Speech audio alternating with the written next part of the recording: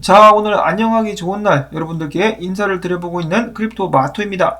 오늘 그닥 특별하게 많은 소식은 나오지 않았지만 분위기는 좋습니다. 일단 미국 증시 어제 하락위에서 일제히 반등하고 있는 모습이 보여지고 있는 가운데 비트코인은 마의 구간인 4만 달러에 진입하는 데 성공을 했습니다. 4만 455달러였었는데 410달러까지 지금 움직임을 보여주고 있는 비트코인. 이더리움 역시 3,000달러를 목전에 두고 있는 상황. 알트코인들도 다같이 반등하려고 폼을 잡고 있는 가운데, 자, 과연 기분 좋은 주말이 이어질 수 있을 것인가 기대를 가지면서 오늘 나온 소식들 보도록 하겠습니다. 자, 첫 번째로는 미국 경제에 관련된 소식인데요. 월가의 경제학자들은 1월 미국 경제가 15만 개의 일자리를 얻을 것으로 예상을 했는데, 결과를 보니까 예상치를 훨씬 더 상회하는 47만 개가 생성이 되었다고 합니다. 자, 이런 결과 때문에 연준의 가파른 긴축에 탄력이 부는 것이 아니냐라는 의견이 나오고 있기도 한데요. 한편 일자리를 잃는 사람도 동시에 늘어나게 되면서 실업률 같은 경우도 전달에 비해서 4.0포인트로 약간 증가한 상황이라고 합니다. 자, 그리고 추가로 최근에 The Great Resignation이라고 해가지고 미국 내에서 일자리를 때려치는 사람들의 숫자도 굉장히 많이 늘어났다고 하는데요. 일자리가 많이 늘어나도 이 퀄리티가 있는 일자리가 아니다, 임금이 낮다 등등을 이유로 많은 사람들이 다시 일터로 돌아가는 것을 기피하고 있다는 우려도 나오고 있습니다. 과연 미국 경기는 어떤 방향으로 나아가게 될 것인가? 지난 1, 2년 동안에 공짜로 돈 받는 사람들이 너무 나태해져가지고 이런 현상이 나타나는 것일 수도 있겠다라는 생각도 드는데요. 배가 고프면 일을 할 수밖에 없겠죠. 자, 그 다음으로 3위골에 어제 274개의 비트코인을 추매하는 모습을 보여주었었고요. 이에 질세라 마이클 세일러가 이야기합니다. 마이크로스트레러지의 이사진은 추가적인 비트코인 매입을 고려 중에 있다. 자, 조만간에 마이크로스트레러지의 비트코인 추매 소식이 나올 수 있을 것인지 마찬가지로 기대를 한번 해주시기를 바라고요. 자, 그 다음으로 이어서는 운용 자산 30억 달러에 이르는 미국의 유니파이 크레딧 유니온이 비트코인 서비스를 출시했다라고 합니다. 최근 미국 내의 여러 중소은행들 그리고 신용 협동조합 등에서 비트코인 관련된 서비스를 출시하게 될 예정이다라는 소식들은 종종 나왔었는데요. 이네들은 발빠르게 출시를 했다라고 하네요. 그래서 그들의 고객들은 비트코인을 사고 팔 수 있게 될 것이고, 자, 그 다음으로는 또 다른 미국의 운용자산 73억 달러에 달하는 아이다호 센트럴 크레딧 유니온 역시 비트코인 관련된 서비스를 제공하기 위해서 준비 중이다라는 소식이 나왔습니다. 물론 대형 은행들에 비하면 규모가 작긴 하겠지만 작게 시작하는 거죠. 이런 식으로다가 비트코인 열풍이 슬슬 둥글게 덩치를 키워나가게 되지 않을까라는 생각을 해보고요. 이어서는 최근이었었죠. 인텔이 초저전력을 활용할 수 있게끔 하는 비트코인 채우기 칩을 개발하고 있다는 소식이 나왔었는데, 이 새로운 칩을 다가오는 23일 사람들에게 선보이게 될 것이라고 합니다. 만약에 정말로 전력 효율적이라면 나도 한번 사볼까라는 생각이 듭니다. 이어서는 바로 비트코인 분석들로 넘어가 보도록 하겠습니다. 벨벳 분석가는 이야기하기를, 자, 일단 하락형 쐐기상에서 위로 치고 올라왔는데 지금부터 어떤 식으로 움직이게 될지 지켜봐야 될 것 같다라고 이야기를 했는데요.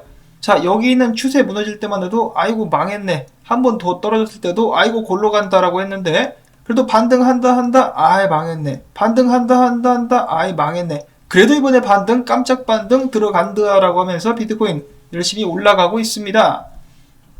윌리 우 같은 경우는 최근에 RSI를 봤을 때 먼저 비트코인 가격보다 깨고 올라왔더라, 그래서 비트코인 강세가 예상된다라고 매튜 하이랜더라는 분석가와 비슷한 의견을 공유를 했었고요.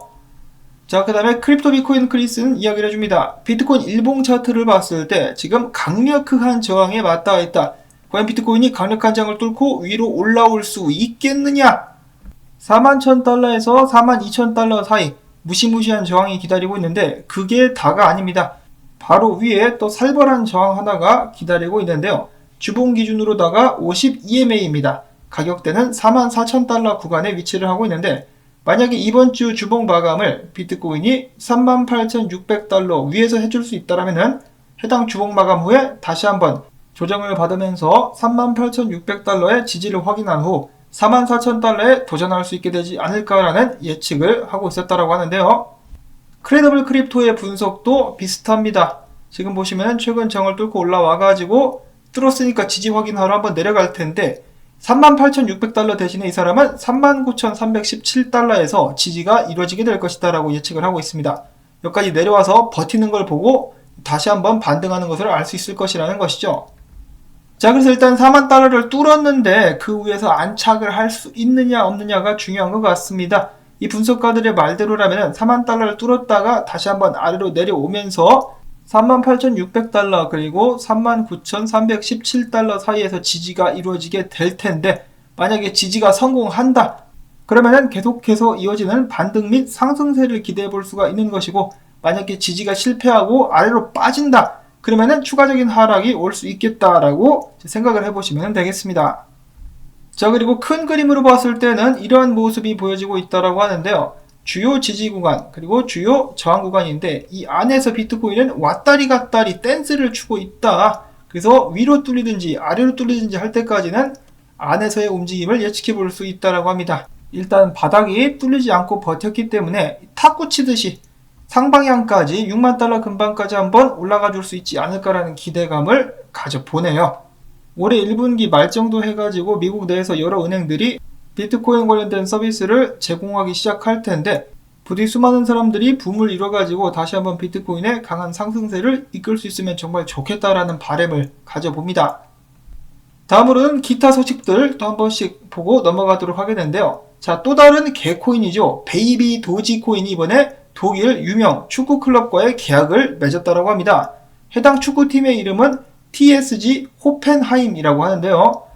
해당 축구클럽은 NFT 컬렉션을 개발하기 위해서도 베이비 도지 팀과 협력하게 될 것이라고 합니다.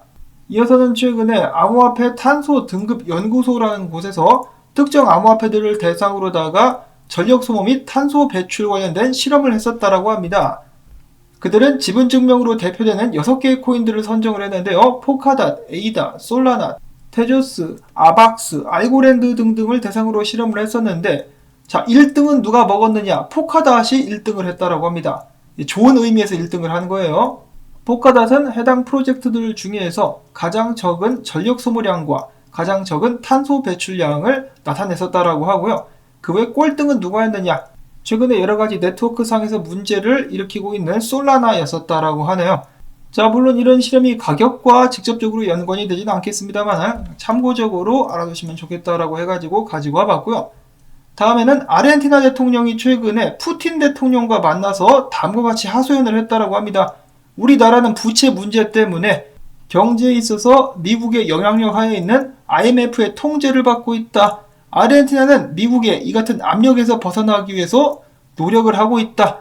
그놈의 돈이 뭔지 아르헨티나가 미국의 꼬봉 혹은 빵 셔틀이 되었다. 더 이상은 싫다. 러시아와의 전략적인 관계를 통해서 상황을 일정 부분 타개할 수 있을 것이다 라고 밝혔다라고 하는데요. 자, 팀 드레이퍼가 아르헨티나 대통령에게 3년 전쯤에 다음과 같은 조언을 했었죠. 자국 화폐 가치 저하, 인플레이션, 그리고 부채 문제를 해결하고 싶으면 비트코인을 법정 화폐로 도입을 해라. 그때 당시 비트코인 가격이 제가 기억하기로 4,000달러에서 6,000달러 사이였었던 걸로 기억을 하는데, 그때 그 조언을 받아들였었으면은 니들은 지금 자유지. 안타깝겠다. 지금이라도 늦지 않았으니까 비트코인을 도입할 수 있기를 바라보고요. 이어서 오늘의 마지막 소식입니다. 공산당들이 2022년도 베이징 동계올림픽 개막을 앞두고 있는데요. 이를 앞두고 국제올림픽위원회가 NFT 기반의 P2E 게임을 출시했다라고 합니다. 이용자들은 스노우보드, 스키, 스켈레톤 등 다양한 스포츠에서 승리를 하게 될 경우 빅토리 잼스라는 토큰을 얻을 수가 있겠는데요. 이 빅토리 잼스로 NFT를 구매하거나 혹은 바이낸스 스마트 체인 기반의 덱스, 팬케이크 스왑 등등을 예로 들 수가 있겠는데, 이를 거쳐가지고 돈으로 바꿀 수도 있다라고 합니다. 자, 근데 여기 한 가지 함정이 있습니다. 다만 한국과 중국은 다운로드가 불가능하다. 왜 한국과 중국만 차별을 하는 것인가? 한국도 공산당이냐? 그러면 북한은 다운이 된다는 소린가?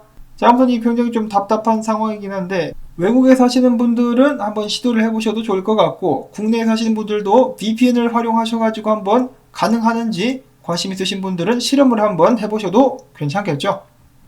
자, 아무튼 이렇게 해가지고 오늘 나온 소식들 여러분들께 전해드릴 수가 있었습니다. 부디 주말 동안에 신나는 상승이 이루어질 수 있기를 바라면서, 오늘 나온 정보들이 여러분들께 도움이 되셨다면 토마토밭 좀 도와주기, 광고 영상 재생 한 편만이라도 마지막까지 틀어놓기, 그리고 좋아요 버튼 눌러주기 여러분들께 부탁을 드리면서 저는 다음에 새로운 소식 가지고 인사를 드리도록 하겠습니다.